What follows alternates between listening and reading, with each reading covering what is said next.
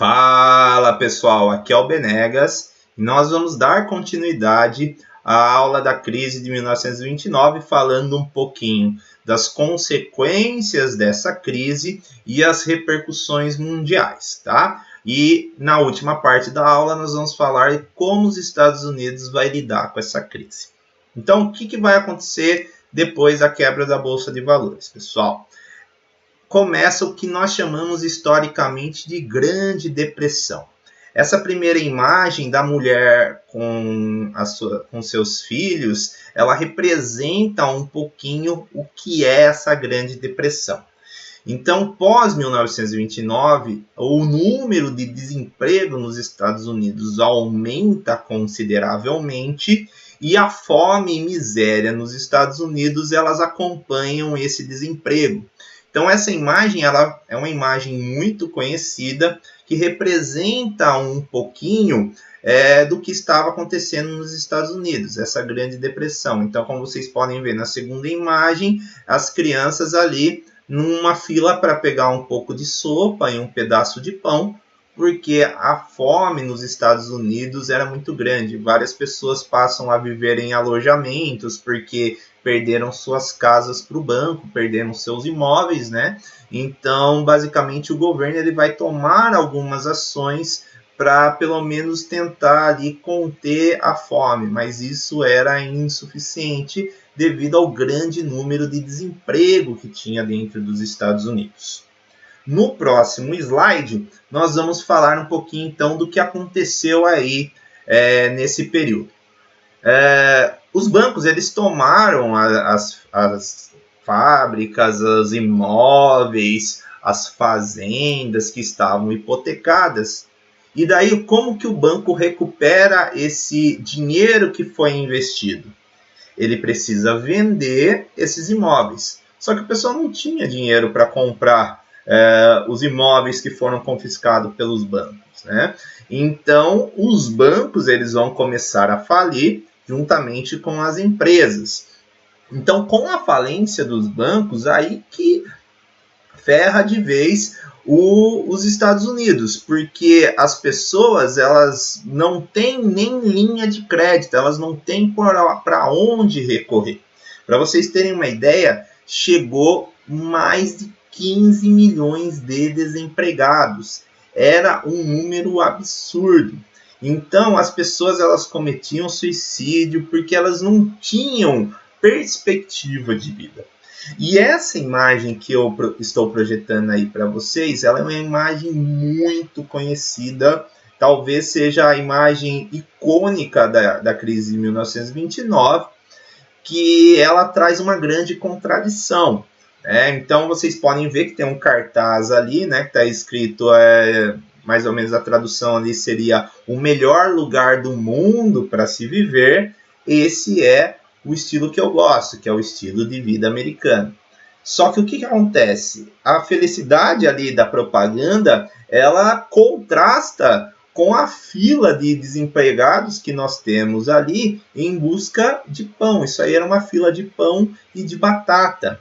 Ou seja, a ideia que eu falei para vocês lá no início da aula do estilo de vida americano, o American Way of Life, ele foi destruído com a crise. Não existia mais como alcançar esse estilo de vida americano, tá? Então agora nós vamos falar um pouquinho das repercussões mundiais aí da crise, tá? Então basicamente nós precisamos saber 3 fatores, tá? A crise de 1929 vai ser um dos motivos para a Segunda Guerra Mundial, tá? Então, no final da Primeira Guerra, a Alemanha ela se torna uma república, conhecida como República Weimar, e nesse processo, principalmente com o Tratado de Versalhes, a Alemanha ela dependia muito dos empréstimos dos Estados Unidos para honrar os pagamentos do tratado para a Inglaterra e para a França. Então, com a crise de 1929, os Estados Unidos corta esses investimentos na Alemanha e a Alemanha ela tem uma recessão econômica muito grave. A inflação ela vai para níveis absurdos e esse problema econômico vai servir como ponto fundamental para a ascensão de Hitler no poder. Tá? Ele utiliza a crise econômica da Alemanha, também, é claro, utilizando, né, o judeu como bode expiatório ali dessa crise econômica para conseguir subir no poder. Então, dentro dessa perspectiva, nós vamos ter o fortalecimento dos regimes totalitários na Europa, principalmente o nazismo na Alemanha e o fascismo na Itália, que vão se utilizar da crise como forma de se fortalecer no poder e manter uma nova visão de mundo que seria um pouco diferente daquela que era defendida da democracia.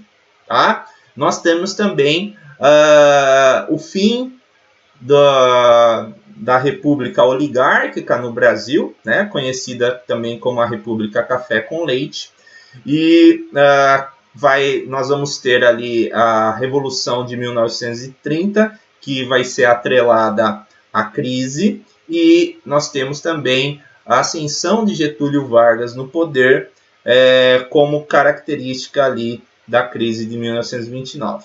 Mais para frente a gente vai falar um pouquinho sobre a Era Vargas e a gente retoma esse assunto, tá? Bom, para finalizar a aula de hoje, pessoal, nós vamos falar sobre o New Deal. Então, a crise de 1929 vai ser caracterizada pela crise do liberalismo econômico. Então, surge o New Deal pelo presidente Franklin Roosevelt, que vocês estão vendo aí em cima, como alternativa à visão liberal que existia até então. Tá? O New Deal ele é baseado no keynesianismo, que basicamente defende a intervenção do Estado na economia. Então, no liberalismo, nós não temos a influência do Estado nas questões econômicas, né? Funciona o laissez-faire, e o New Deal ele já trabalha com o keynesianismo, que é a intervenção do Estado na economia. Então, como é que funciona o New Deal, também conhecido como Novo Acordo em português? Tá? Vamos lá para os tópicos. Investimentos em obras públicas para a geração de empregos como hidrelétricas, ferrovias e estradas. Então, como é que funciona o New Deal na prática? Tá? O Estado ele vai construir uma rodovia, por exemplo. Tá? Vai construir uma estrada.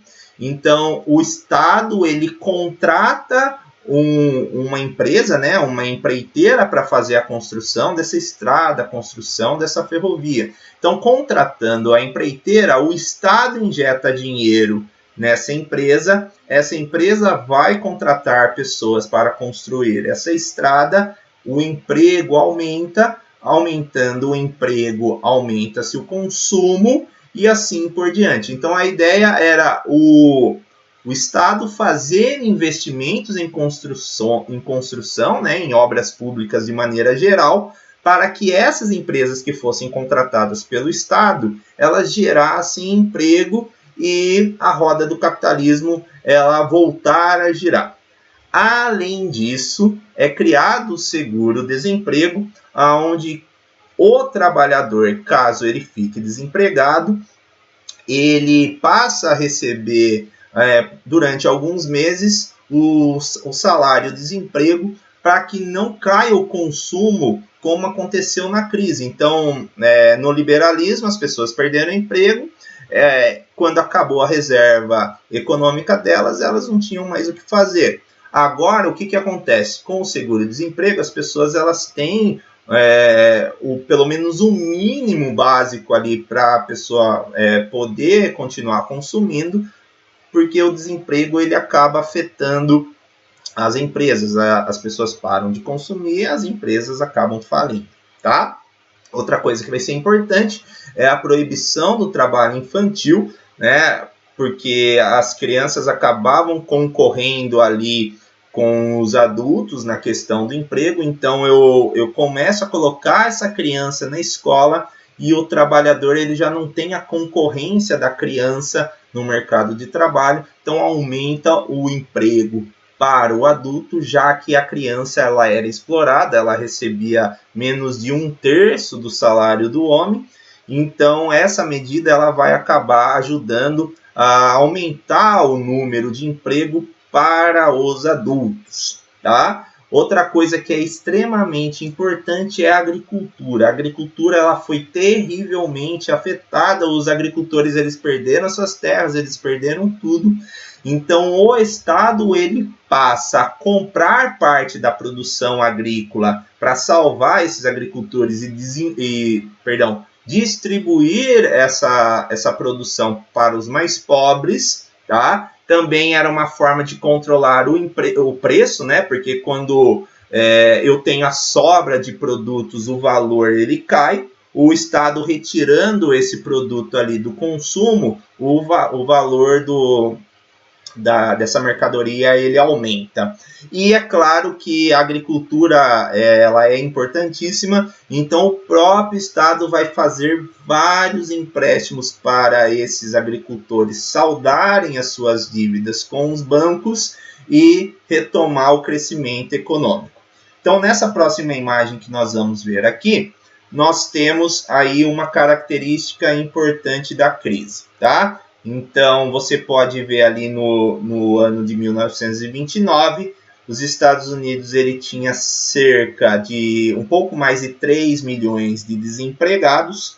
Então, vocês podem perceber que o New Deal, né, que ele foi feito ali no ano de 1934, ele vai chegar no número de 13 milhões de desempregados. Então percebam que quando foi feito o New Deal, os Estados Unidos ele estava numa crise de desemprego absurda. Então percebam que essa intervenção do Estado ela vai fazer gradativamente a diminuição do número de desempregados nos Estados Unidos até que nós vamos chegando ali próximo do ano de 1939, que é o início da Segunda Guerra Mundial, que a gente vai ter o período ali de recessão, né? Ou seja, vai aumentar o número de desemprego devido à crise que vai ser provocada pela Segunda Guerra Mundial.